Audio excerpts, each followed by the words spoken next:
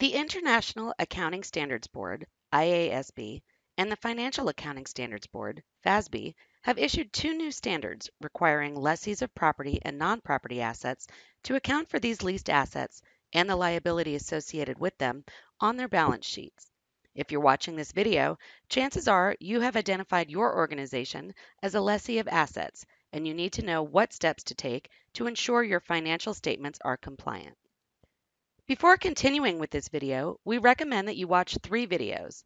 First, the Balance Sheet Lessee Accounting Quick Tour video. Next, watch the Setting Up Balance Sheet Lessee Accounting tutorial. Lastly, watch Setting Up a Lessee Lease.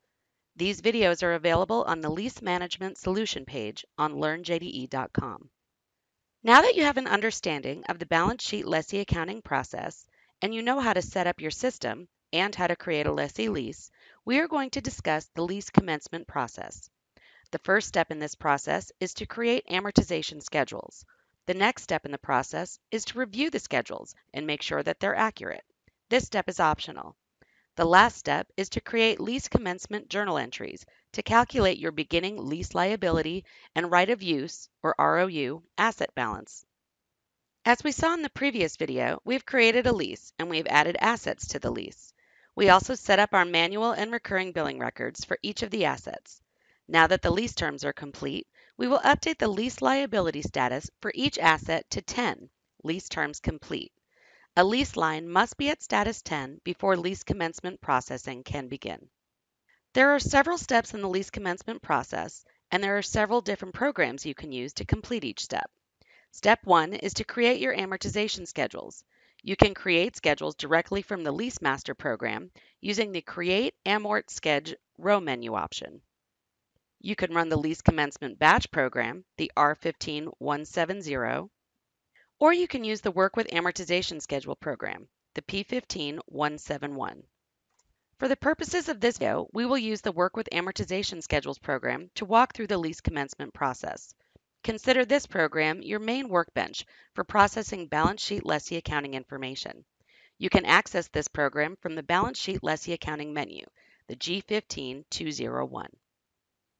After you create amortization schedules, the system updates the lease liability status on the Lease Master to 20, amortization schedules created. If there are errors when creating the amortization schedule, the system updates the status to 5, lease terms incomplete. You must fix the errors and recreate the amortization schedules. The next step is to review your amortization schedules. This step is optional depending on how you set up your system.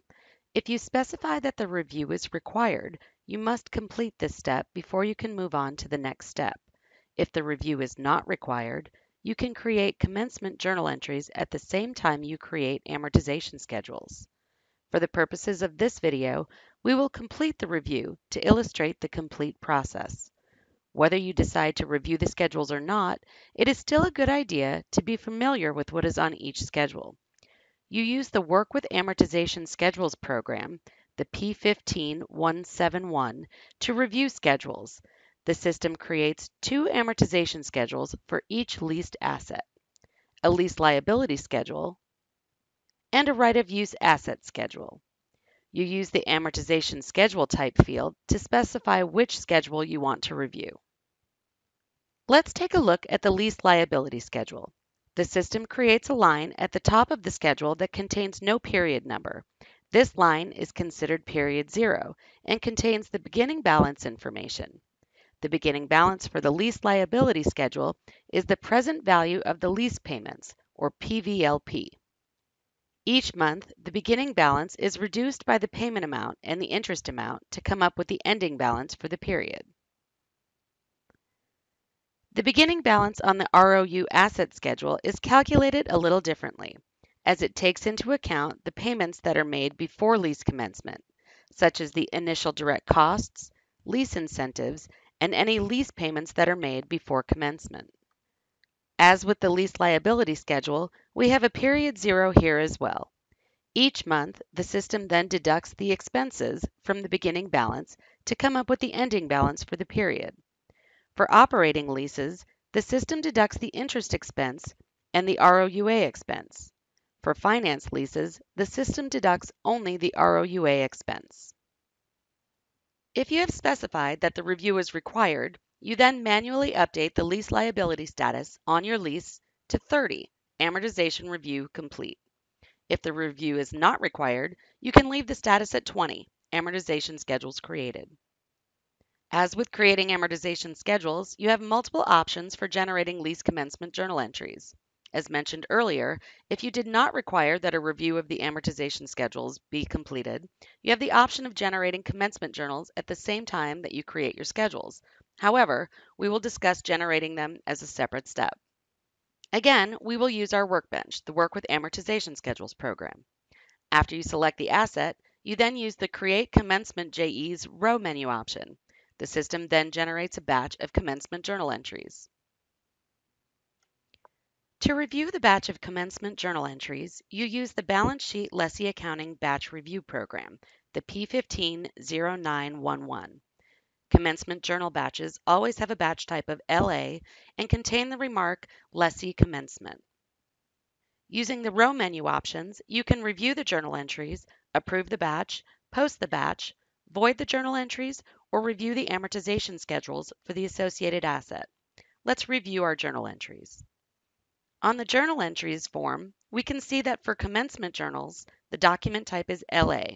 Additionally, the ledger type is AA, the subledger is populated with the asset number, the subledger type is set to E, and the purchase order field is populated with the lease number. The system also uses the value from the beginning balance field on the first line of the lease liability amortization schedule to generate a debit entry for the ROU asset account and a credit entry to the lease liability account. The system uses the ROUA AAI to determine the account number for the debit entry and the PVLP AAI to determine the account number for the credit entry. If the journal entries are accurate, you can then post the batch. If the journal entries are created successfully, the system updates the lease liability status on the lease master to 40, commencement complete, and the batch number for your commencement journal entries is populated in the batch number field. If there are errors during journal entry creation, the system updates the status to 35, commencement error. You must fix the errors and rerun the journal entries. Congratulations, you have successfully completed the lease commencement process for your leased asset. You are now ready to process monthly balance sheet lessee accounting processes. For additional information, visit the Lease Management Solution page on www.learnjde.com. Thanks for watching.